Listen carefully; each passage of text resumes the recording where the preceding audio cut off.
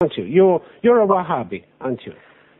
The term Wahhabi is a very funny term, actually. What is the meaning of Wahhabi? You belong to the same religious sect as the religious establishment that has enforced the most gender-segregated society in the world. Have you any idea what this religious sect? Yes, I'm not asking. I'm asking you whether your society would be any better than the one existing. There's nothing called religious sect of Wahhabi. What is going on in Saudi Arabia now is that the religion is used to tell people to be obedient to the regime, whatever their...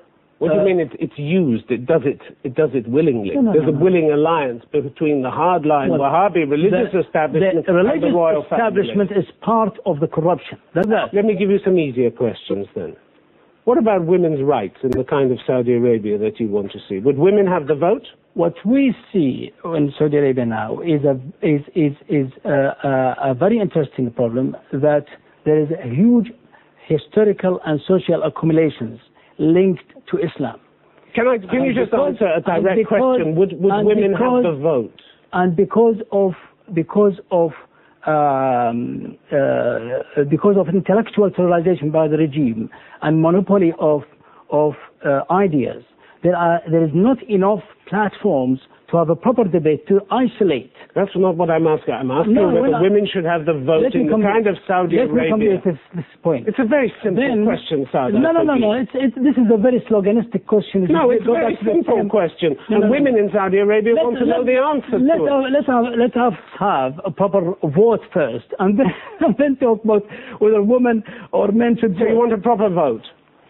A proper vote first. Let us have freedom of expression first, and then we'll go to the stage of voting. So will women take part in that vote?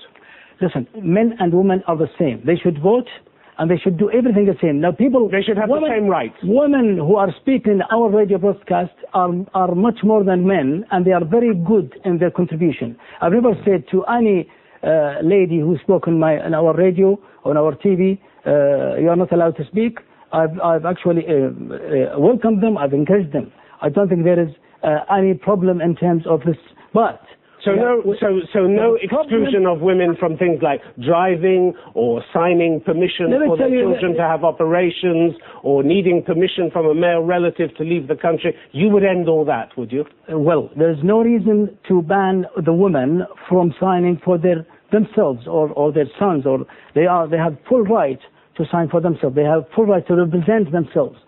And let me tell you that this preoccupation with women in our country is very much enjoyed by the regime in order to please those clergies. Sell them this value that we will be superficially more tough with women for the sake of leaving us very oppressive, entertaining dictatorship.